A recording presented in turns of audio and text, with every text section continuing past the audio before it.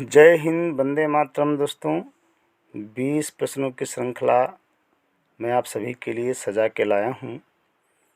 ये 20 प्रश्न आपको TGT Hindi, PGT Hindi, KVS में या फिर 10th या 12th क्लास के बच्चों के लिए भी बहुत ही महत्वपूर्ण हैं। आशा करता हूँ आप इन्हें पढ़ेंगे और आपकी समझ में बेहतर तरीके से आएंगे, जिससे आप आगे के प्रश्नों के लिए तैयार रहेंगे। आगामी परीक्षा में आपको सफलता मिलेगी, ऐसी मैं कामना करता हूँ। पहला प्रश्न है बच्चों, श्रावकाचार किस कवि की रचना है? श्रावकाचार किस कवि की रचना है? सरहपा की है, सब्रपा की है, देवसेन की है या शालभद्र सूरी की है? तो इसमें कौन सा ऑप्शन सही होगा? सा ऑप्शन सही होगा। यह रचना देवसेन की पाई जाती है। अगला प्रश्न बच्चों है, दोहा कोश के रचयिता कौन हैं? दोहा कोश के रचयिता कौन हैं? आपको बताना है दोहा कोश के रचयिता कौन हैं। आशुक कवि हैं, शालभद्र सूरी हैं, स्वयंभू हैं या सरहपा हैं? तो दोस्तों इसके हैं सरहपा। दोहा कोश के रचयिता कौन हैं? सरहपा। द ऑप्शन सही होगा। अगला प्रश्न है, भारतीय स्वर बाहुबली रास के लेखक कौन हैं? भारतीय स्वर बाहुबली रास के लेखक कौन हैं? आपको बताना है। 4 ऑप्शन दिए गए हैं। इसमें पहला है जिन धर्म सूरी, सुमति गणी, धनपाल और जो है शालभद्र सूरी। कौन सही होगा इसमें? तो इसमें द ऑप्शन सही होगा। कौन सा? The option Shalbhadra Suri. अगला प्रश्न आपके सामने है, परमात्म प्रकाश व योगसार जो गद्य रचनाएं हैं, इनके लेखक कौन हैं? परमात्म प्रकाश और योगसार 2 गद्य रचनाएं हैं। कौन सी हैं? 2 गद्य रचनाएं हैं। तो इनके लेखक राम सिंह होंगे, रोडा कवि होंगे, जो इंदु होंगे या पुष्पदंत होंगे? तो इसमें दोस्तों सा ऑप्शन सही होगा, जो इंदु। कौन सा? जो इंदु सही होगा, ध्यान रखिएगा। अगला प्रश्न है, वर्ण रत्नाकर के रचयिता कौन हैं? ज्योतिष ठाकुर, लक्ष्मीधर, सोम प्रभ सूरी या देवसेन? तो वर्ण रत्नाकर जो रचना है वो है ज्योतिरीश्वर ठाकुर की। किसकी है? ज्योतिरीश्वर ठाकुर की है। अगला प्रश्न है, भक्ति का सर्वप्रथम उल्लेख किस ग्रंथ में मिलता है? भक्ति का सर्वप्रथम उल्लेख किस ग्रंथ में मिलता है? श्वेताश्वतर उपनिषद में, रामायण में, कौशितकी ब्राह्मण में या फिर छांदोग्य उपनिषद में? तो अगर भक्ति का सर्वप्रथम उल्लेख देखा जाए तो आपको कहाँ मिलेगा? सबसे पहले देखने को श्वेताश्वर उपनिषद जो दिया गया है, इसमें भक्ति का सर्वप्रथम उल्लेख पाया जाता है। श्वेताश्वर उपनिषद में भक्ति का सर्वप्रथम उल्लेख पाया जाता है। अगला प्रश्न है, 7वीं ईसवी सन में कितना जोड़ दिया जाए कि विक्रमी संवत प्राप्त हो जाए? ईसवी सन में कितने वर्ष जोड़ने पर विक्रमी संवत हमें प्राप्त होता है?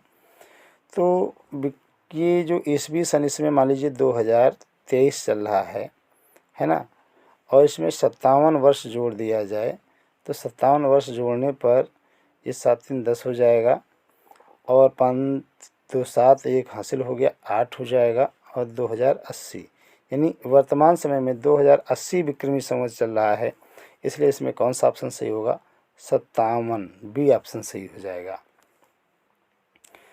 8वां प्रश्न आपके सामने है कि रामचंद्र शुक्ल ने भक्तिकाल के सीमांकन का निर्धारण कहाँ से कहाँ तक माना है? अतः कि रामचंद्र शुक्ल ने भक्तिकाल की सीमा का निर्धारण किस सन से किस सन तक किया है? तो इसमें सही होगा 1318 से लेकर के 1643 तक। 1318 से लेकर के 1643 तक। कौन सा सही होगा? 1318 से लेकर 1643 तक। ये ऑप्शन आपका सही है, 1318 से 1643 तक। अगला प्रश्न आपके सामने है कि सगुण भक्ति का मूल कहाँ पाया जाता है। सगुण भक्ति का मूल यानी सगुण भक्ति का जो जन्म है वो कहाँ से हुआ। सगुण भक्ति का मूल उत्तरी भारत में माना गया, पश्चिमी भारत में या पूर्वी भारत में या फिर दक्षिणी में। तो इसमें जो है आपका कौन सा सही होगा, डी ऑप्शन। डी ऑप्शन यानी दक्षिणी भारत से सगुण भक्ति का उदय माना गया है। अगला प्रश्न है, निर्गुण भक्ति का आदि स्रोत कदाचित कौन सा उपनिषद माना गया है। निर्गुण भक्ति कहाँ से उत्पन्न हुई है। निर्गुण भक्ति का जो आदि स्रोत है वो कौन सा है दोस्तों। छांदोग्य उपनिषद है, श्वेताश्वर उपनिषद है, या मंडूकोपनिषद है, या बृहदारण्यकोपनिषद है। तो इसमें ऑप्शन सही होगा आपका बी। अगला प्रश्न है, रीतकाल की जो समय सीमा है आचार्य रामचंद्र शुक्ल के अनुसार क्या है। यानी रीतकाल का जो समय सीमा का निर्धारण किया है रामचंद्र शुक्ल ने वो क्या है। 1700 से 1850 है, 1600 से 1800 तक है, या फिर जो है 1643 से 1843 है, या फिर जो है 1700 से 1900 तक है। तो इसमें दोस्तों सी ऑप्शन सही है। 1600 से लेकर के 1643 से लेकर के 1843 तक रीतकाल का समय जो है आचार्य रामचंद्र शुक्ल ने अपने हिंदी साहित्य के इतिहास में माना है।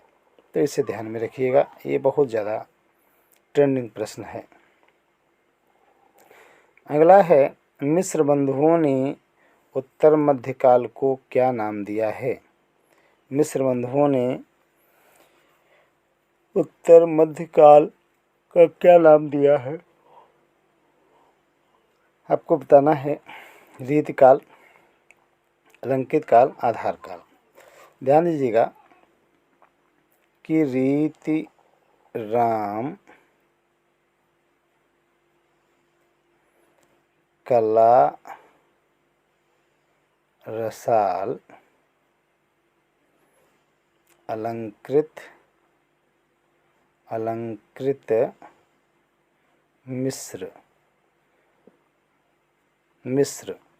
तो रीतिकाल यानी उत्तर मध्यकाल का जो नाम मिस्र बंधुओं ने दिया है वो है अलंकृत काल। कौन सा है, अलंकृत काल। याद रखिएगा भाई, मिस्र बंधुओं ने उत्तर मध्यकाल को जो नाम दिया है वो है अलंकृत काल। अगला है, रीतिकाल को रीतकाल कहने वाले कौन से विद्वान हैं। ऐसे कौन से विद्वान हैं जिन्होंने रीतिकाल को रीतिकाल कहा है। विश्वनाथ प्रसाद मिस्र बंधुओं ने कहा है, फिर रामचंद्र शुक्ल ने कहा है, राम कुमार वर्मा ने कहा है। किसने कहा है, हमने आपको बताया भी, रीति राम। क्या, रीति राम। तो राम का मतलब यहाँ रामचंद्र शुक्ल से है, रीत का मतलब रामचंद्र शुक्ल से है, इसलिए सी ऑप्शन सही होगा। अगला प्रश्न है, उत्तर मध्यकाल को श्रृंगार काल किसने कहा है। उत्तर मध्यकाल को श्रृंगार काल जो नाम देने वाले हैं वो कौन से हैं। जैसे मैंने रीति राम, कला, रसाल, अलंकृत, मिस्र बताया था। तो श्रृंगार विश्व याद कर लीजिए, कौन सा, श्रृंगार विश्व। श्रृंगार विश्व यानी विश्वनाथ प्रसाद मिश्र जी ने उत्तर मध्यकाल को यानी रीतकाल को श्रृंगार काल कहा है। क्या कहा है, श्रृंगार काल। अगला प्रश्न है, काल क्रम के अनुसार ऐसा कौन सा कवि इसमें है जो प्रथम ठहरता है। काल क्रम के अनुसार ऐसा कौन सा कवि है जो रीतिकाल का प्रथम कवि ठहरता है। रीतिकाल का प्रथम वो चिंतामणि होंगे, पद्माकर होंगे, बिहारी होंगे, या फिर केशवदास। जल्दी बताएं भाई कौन सा होगा इसमें। तो इसमें डी ऑप्शन सही है। कौन सा, डी ऑप्शन इस करेक्ट आंसर होगा। यानी रीतकाल के प्रथम कवि कौन होंगे, केशवदास। कौन होंगे, केशवदास। प्रेम सागर के रचनाकार कौन हैं? सदल मिश्र हैं, लल्लू लाल हैं, राम प्रसाद निरंजनी हैं या श्रद्धाराम फ्लोरी हैं? तो प्रेम सागर जो रचना है, इस रचना के रचनाकार कौन हैं? लल्लू लाल जी, यानी डी ऑप्शन सही है। कौन सा? D option. अगला प्रश्न है, भाषा योग वशिष्ठ के रचनाकार कौन हैं? भाषा योग वशिष्ठ जो रचना है वो किसकी है भाई? राम प्रसाद निरंजनी की है, लल्लू लाल की है या सदल मिश्र की है या नवीन चंद्र जी की है? किसकी है? भाषा योग वशिष्ठ। कौन सी? भाषा योग वशिष्ठ। ये 17 नंबर का प्रश्न है। इसमें सही होगा राम प्रसाद निरंजनी। कौन सा सही होगा? राम प्रसाद निरंजनी। राम प्रसाद निरंजनी, ध्यान रखिएगा भाई। राम प्रसाद निरंजनी बहुत ज़्यादा पूछा जाता है। इंटर में तो बहुत रचना पूछी जाती है, इंटर और हाई स्कूल में।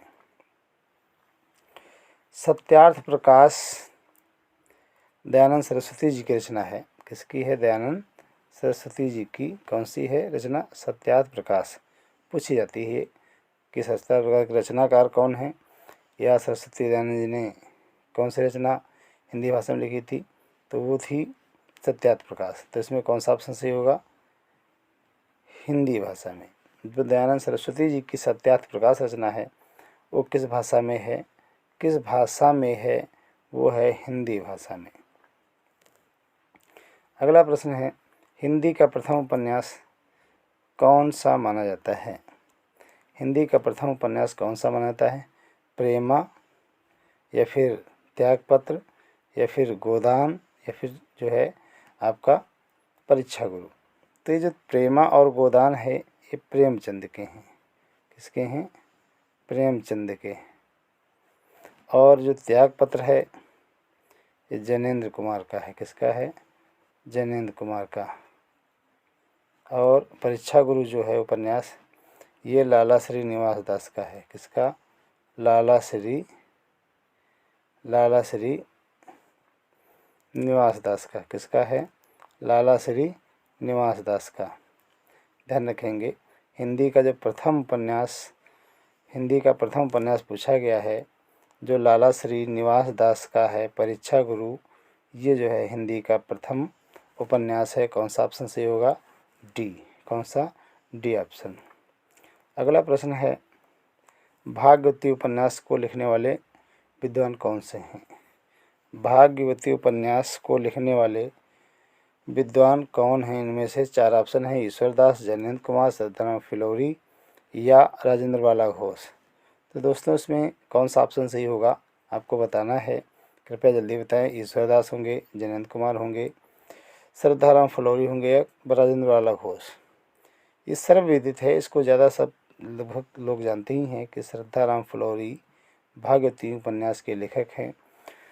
दोस्तों मेरा चैनल है बाला, मैं फिर से एक बार लिख देता हूँ। मेरे चैनल का नाम है बाला जी फिल्मी, गैप रहेगा तीनों में, स्टूडियो,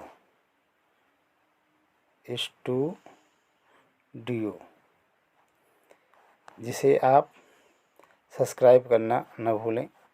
अगर ये वीडियो आपको पसंद आई हो सब्सक्राइब करिए, लाइक करिए और लोगों को शेयर करिए ताकि हम इससे भी बेहतरीन वीडियो आप तक पहुंचाते रहें और आपको लाभ मिले।